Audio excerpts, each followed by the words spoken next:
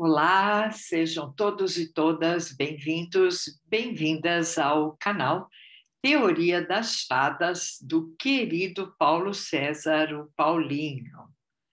Como sempre, a gente pede que você se inscreva no canal, que deixe comentários, sugestões e, se estiver gostando, deixe um like também. Vimos ao longo de alguns episódios tratando das relações dos impasses que o mito de Édipo provoca em contos de fada. Haveria um sem número de muitos e muitos contos de fada que poderiam ser analisados. Mas a análise e reflexão sobre alguns já nos indicam algumas passagens que poderão ser verificadas em outras narrativas. Assim, também, para o mito de Édipo, todo o nosso raciocínio seguiu pelas reflexões de Runito Brandão no seu volume 3 de Mitologia Grega. E boa parte das passagens psíquicas, psicológicas, psicanalíticas foram apreciadas em Bruno Bettelheim em A Psicanálise dos Contos de Fada. Bem, fechar, né, com feixe mesmo, né, fechar esta passagem só poderia mesmo esbarrar em Borralheira, né? Ou a Gata Borralheira, ou a Cinderela, como queiram e como diversamente esse conto é nomeado. Aqui, trabalhando Borralheira no processo edípico, já que tudo está interligado nestas referências ao mito de Édipo. Então, como eu disse, acompanhando a leitura de Bruno Bettelheim em A Psicanálise dos Contos de Fadas, há várias versões dessa narrativa. Então, recomendo vocês, inclusive, aqueles sempre episódios O que Mudou, e em outros vídeos aqui no canal Teoria das Fadas, em que esse e outros contos são analisados. Então, dessas versões, algumas remontam a séculos e séculos atrás. Mas quase sempre a nossa imagem do conto volta-se à narrativa de Perrault ou à narrativa dos irmãos Grimm, ou até à criação narrativa de Walt Disney. Bom, eu ressalto nesse conto, junto, né, com estas análises elaboradas em psicanálise dos contos de fada, há alguns elementos que nos remetem e nos fazem repensar o mito de Édipo. Então, antes, né, de mais nada, o primeiro tópico, sem dúvida, refere-se à importância dos sapatinhos de borralheira em relação com a marca dos pés. Interessante pensar também nas versões, né? O sapatinho é de couro, é de feltro, é de vidro.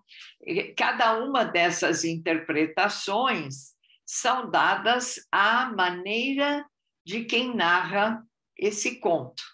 E se elas são apropriadas ou não, cada uma delas está ligada a uma dessas narrativas.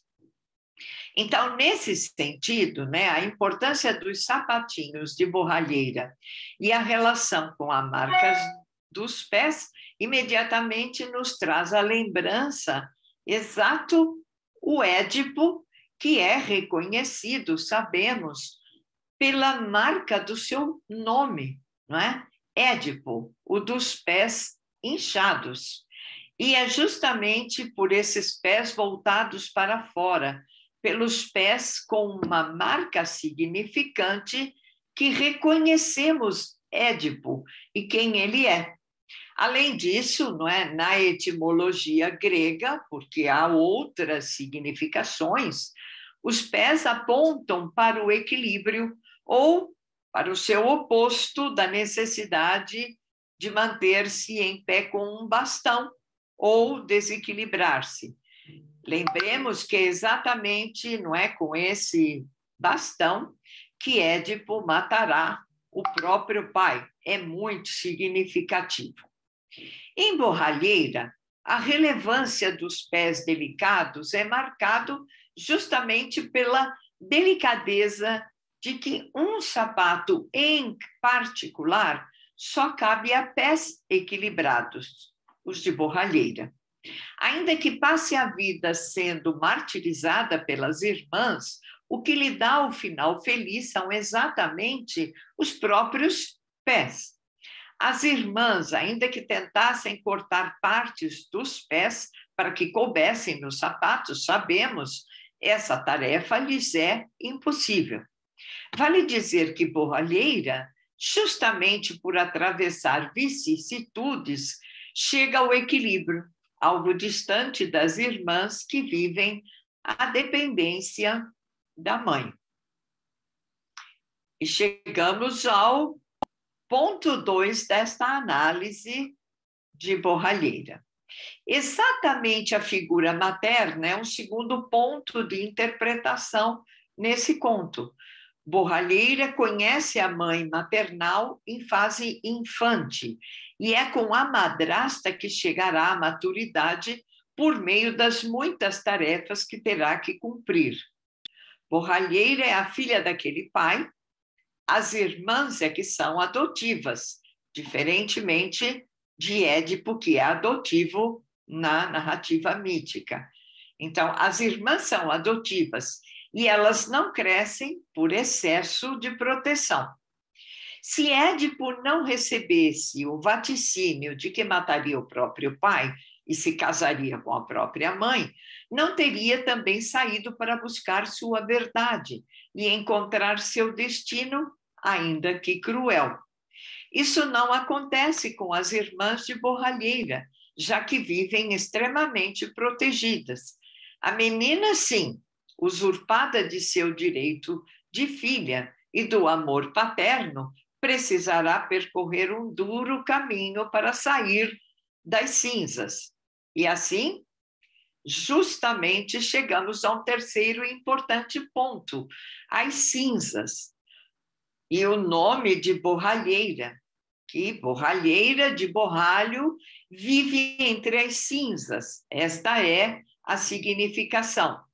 Segundo algumas versões, ela é obrigada a viver assim. Não é sua escolha, como se vê em outras versões.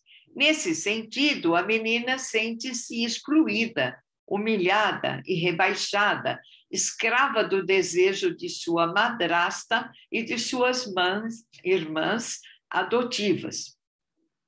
Mas é justamente pelas cinzas que se dará sua força. São elas a soma de dois momentos da vida de Borralheira.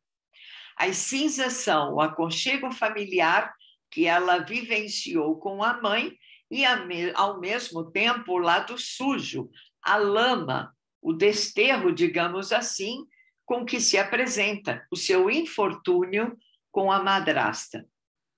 E o quarto ponto aqui se aproxima.